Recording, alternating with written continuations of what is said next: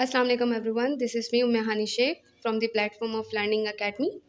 आज की वीडियो में हम लोग इंसाइट के बारे में डिस्कस करेंगे कि इंसाइट किसे कहते हैं। इंसाइट बेसिकली कहते हैं द फीलिंग्स ऑफ अंडरस्टैंडिंग और अवेयरनेस।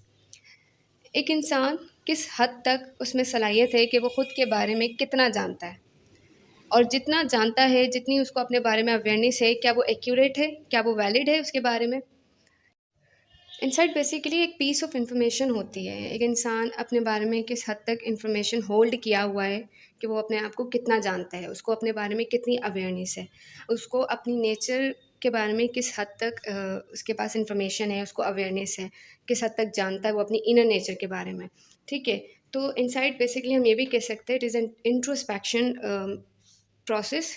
इंट्रोस्पेक्शन कहते हैं लाइक लुकिंग इनसाइड योरसेल्फ। अपने अंदर देखो, अपने अंदर लाइक ऑब्जर्व करो, खुद को ऑब्जर्व करो, अपने इनर नेचर के बारे में, अपने अनकॉन्शियस माइंड के बारे में जानने की कोशिश करो। ठीक है, this is basically called insight, a deep understanding about himself या हरसेल्फ।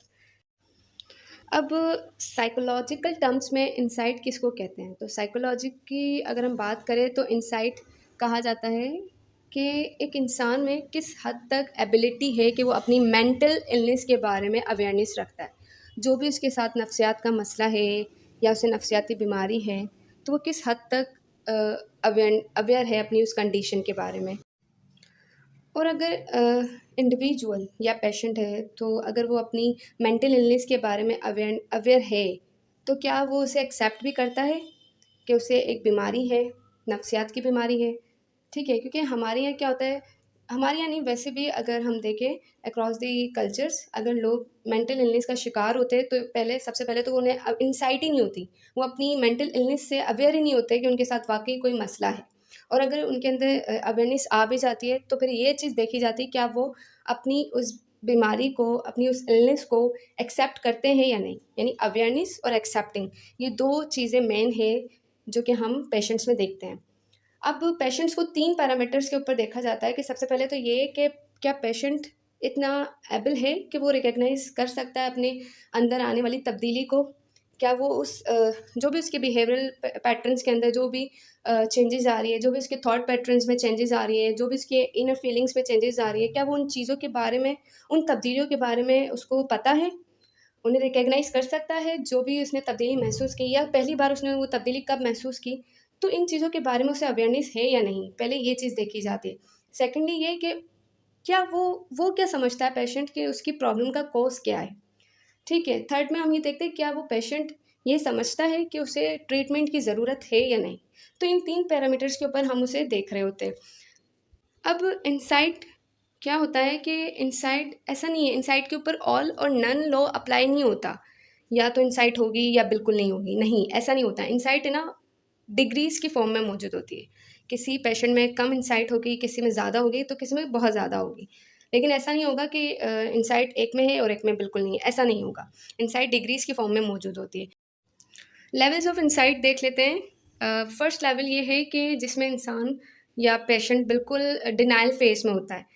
उसे बिल्कुल अपनी बीमारी के बारे में कोई इनसाइट नहीं होती है। उसे लगता ही नहीं कि वो बीमार है, उसके साथ कोई मसला है। जैसे अगर हम एग्ज़ाम्पल लें पर्सनैलिटी डिसऑर्डर्स के पेशेंट की, तो उन्हें लगता है कि वो सही हैं, बाकी सब गलत है और उन्हें कोई इलाज की ज़रूरत नहीं है क्योंकि वो ठीक है। और अगर हम दूसरी एग्ज़ाम्पल लें ड्रग्स एडिक्टर की, तो जो ड्रग एडिक्टर होते हैं वो बेसिकली क्या कहते हैं, उनके लिए ड्रग्स लेना बुरी बात नहीं है। क्यों बुरी बात नहीं है? क्यों गलत नहीं है? इसीलिए क्योंकि ड्रग्स लेने से उन्हें तो प्लेज़र मिल रहा है, तो वो चीज़ उनके लिए गलत है ही नहीं, ठीक है? तो उन उन ये भी बेसिकली क्यों? क्योंकि उनके अंदर इनसाइट नहीं है कि एक चीज़ ड्रग्स लेना जो कि गलत है, लेकिन उन्हें वो सही लग रहा है क्योंकि उससे उन्हें प्लेज़र मिल रहा है। सेकंड स्टेज की अगर हम बात करें स्लाइटली अवेयर अबाउट बीइंग सिक, यहाँ उसके अंदर अवेयरनेस आना शुरू हो जाती है कि हाँ, वो बीमार है, उसके साथ मसला है। लेकिन यहाँ पे क्या होता है कि patient at the same time कभी कहता है कि उसको इलाज की ज़रूरत है और कभी कहता है कि नहीं, मुझे इलाज की ज़रूरत नहीं है। यानी एट अ टाइम वो डिनाई भी कर रहा है और एट अ टाइम कह रहा है कि वो बीमार भी है। क्यों कर रहा है ऐसा? क्योंकि अभी उसके अंदर अवेयरनेस आई है, लेकिन बहुत स्लाइटली अवेयरनेस आई है।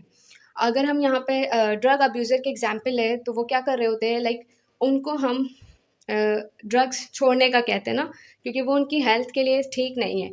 तो यहाँ एक ड्रग एडिक्टर के लिए ड्रग छोड़ना बहुत मुश्किल है, क्योंकि वो पूरा रिलाय कर चुका है उस ड्रग के ऊपर, एक बहुत लंबे अरसे से वो उस ड्रग को यूज़ कर रहा है, तो उसके लिए छोड़ना आसान नहीं होगा। तो क्या होगा कि कभी उसको नीड होगी कि वो ड्रग्स ले, और कभी कहेगा नहीं ये गलत है, मुझे अब ट्रीटमेंट करवाना चाहिए। तो एट द सेम टाइम वो जो है दोनों बिहेवियर शो कर रहा है, कि कभी डिनाई कर रहा है तो कभी कहता है कि नहीं मुझे ज़रूरत है ट्रीटमेंट की। थर्ड लेवल जो है इनसाइट की, उसमें क्या होता है, अवेयरनेस आना शुरू हो जाती है। वो अपनी बीमारी के बारे में अवेयर होना शुरू होता है कि हाँ उसके साथ मसला है और वो बीमार है, लेकिन यहाँ पे वो ब्लेम गेम स्टार्ट कर देता है। अपनी बीमारी की वजह दूसरे फैक्टर्स को ठहरा रहा होता है। कभी कहता है कि एक फिजिकल इलनेस की वजह से मुझे ये सिम्टम्स आना शुरू हो गए थे। कभी कहता है कि मुझ पे किसी ने जादू कर दिया, मुझ पे किसी ने तावीज़ कर दिया था, और जो है मुझ पे जिन आ गया था, मैं बीमार नहीं हूँ लाइक मुझ पे जिन आ गया था। इस तरह की बातें करता है, जिसकी वजह से लाइक मेरे बिहेवियर्स चेंज हो गए थे। तो यहाँ पर एक्सेप्ट नहीं कर रहा होता अपनी बीमारी को मुकम्मल तौर पे। इसके अलावा 2 और इनसाइट की लेवल है, एक इंटेलेक्चुअल इनसाइट और last one is true emotional insight. Intellectual insight develop की जाती है तब जब इंडिविजुअल की पर्सनल और सोशल लाइफ डिस्टर्ब हो रही हो उसी की इरेशनल थॉट्स पैटर्न की वजह से, और वो इरेशनल थॉट्स पैटर्न इंडिविजुअल के अंदर इतनी एबिलिटी नहीं है कि वो उसको रिकग्नाइज करे। ठीक है, तो यहाँ पे उनके अंदर इंटेलेक्चुअल इंसाइट डेवलप करवाई जाती है, उन्हें ये आइडेंटिफाई करवाया जाता है, अवेयरनेस दी जाती है कि बेसिकली इशू आपके थॉट्स पैटर्न में है, लोगों में नहीं है जिनसे आप लड़ रहे हैं, जिसकी वजह से आपकी लाइफ में और आपकी इंटरपर्सनल रिलेशनशिप्स ख़राब हो रहे हैं। तो यहाँ पे उनके अंदर इंटेलेक्चुअल लेवल पे इंसाइट डेवलप करवाई जाती है। ट्रू इमोशनल इंसाइट बेसिकली ये होती है कि एक इंडिविजुअल किस हद तक अवेयर है अपनी इनर फीलिंग्स के बारे में, अपने इमोशंस के बारे में, about a particular person, about a particular event, either it is positive और नेगेटिव। क्या उसे अवेयरनेस है अपने इमोशंस के बारे में, अपनी फीलिंग्स के बारे में। ठीक है, क्योंकि समटाइम्स क्या होता है कि इंसान की पर्सनालिटी में, उसके बिहेवियरल पैटर्न्स में, उसके थॉट्स पैटर्न में चेंज आ रहा होता है उसकी इमोशंस की वजह से। तो वो किस हद तक अवेयर है अपने इमोशंस के बारे में।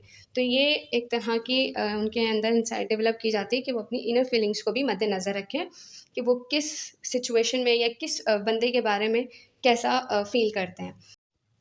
नेक्स्ट हमारा टॉपिक है कि फ्रॉइड का क्या रोल है इनसाइट डेवलपमेंट में। फ्रॉइड अपने पेशेंट्स में किस तरह इनसाइट डेवलप करवाते थे।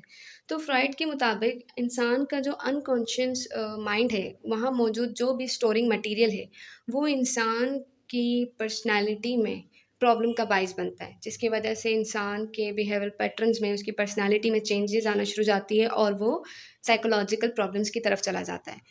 ठीक है, अब वो उसको अपनी अनकॉन्शियस रिप्रेस्ड मटेरियल्स के बारे में अवेयरनेस ही नहीं होती, जो उसके अंदर ये प्रॉब्लम्स क्रिएट कर रही है। ठीक है, तो फ्रॉइड क्या करते थे, फ्रॉइड इस तरह से अपने पेशेंट्स को ट्रीट करते थे कि वो अपने पेशेंट्स के अनकॉन्शियस रिप्रेस्ड मटेरियल्स को उसकी कॉन्शियस अवेयरनेस में लाते थे, उसकी इंसाइट में लाते थे कि लाइक ये चीज़ें हैं जो कि उसके लिए प्रॉब्लम्स का बाइस है। अब यहाँ पे उन्होंने इनसाइट डेवलपमेंट के लिए 2 मेथड्स उन्होंने यूज़ किए थे। एक तो होता है फ्री एसोसिएशन और secondly dream analysis. Free association में क्लाइंट और थेरेपिस्ट का एक ऐसा इंटरैक्शन जिसमें थेरेपिस्ट क्लाइंट को अलाउ करता है कि जो भी तुम्हारे माइंड में आ रहा है, तुम उसे बाहर निकालो, उसे बताओ। अपनी अनकॉन्शियस माइंड की चीज़ों को जितना ज़्यादा बाहर निकालोगे, उतना ही रिलैक्स्ड फ़ील करोगे। ठीक है? तो इससे क्या होता था, इंसान के अंदर उन चीज़ों की अवेयरनेस आती थी जो कि उसके अनकॉन्शियस माइंड में तो मौजूद है, लेकिन इंसान को पता नहीं है, राइट। फिर है ड्रीम एनालिसिस। ड्रीम एनालिसिस में क्या होता था कि फ्रॉइड अपने पेशेंट्स के ड्रीम्स को एनालाइज करते थे, क्योंकि फ्रॉइड के मुताबिक जो कुछ इंसान के अनकॉन्शियस माइंड में मौजूद होता है वो ड्रीम्स में जाहिर हो सकता है। ठीक है, तो वो अपने पेशेंट्स के ड्रीम्स को सुना करते थे और फिर उसके बारे में बात किया करते थे, और इस तरह वो एनालाइज करते थे ड्रीम्स को, ताकि उनके अनकॉन्शियस माइंड तक पहुंच सके, जो कि इनके लिए प्रॉब्लम का बाइस है, जो भी अनकॉन्शियस माइंड में उनके रिप्रेस मटेरियल है और वो उनका प्रॉब्लम का बाइस है। तो इस तरह वो अपने पेशेंट्स में इंसाइट डेवलप करवाते थे। नेक्स्ट हमारे पास जो टॉपिक है that is impaired insight. Impaired insight diminish ability to understand the objective reality of the situation. मतलब एक इंसान में कतन कोई अवेयरनेस नहीं है कि वो अपनी स्टेट को, अपनी मेंटल इलनेस को समझ सके। यानी एक्सट्रीम फॉर्म जो होती है ना, बिल्कुल भी इंसाइट ना होना, उस स्टेट को हम कहते हैं एनासोग्नोशिया। कि एक इंसान में the total absence of insight. यहाँ तक हमारा आज का टॉपिक कंप्लीट होता है, जिसमें हमने इनसाइट के बारे में थोड़ा बहुत जाना। उम्मीद है कि आपको ये वीडियो बहुत अच्छा लगा होगा। पसंद आने की सूरत में इसे लाइक, शेयर और सब्सक्राइब ज़रूर कीजिएगा। Thank you for watching.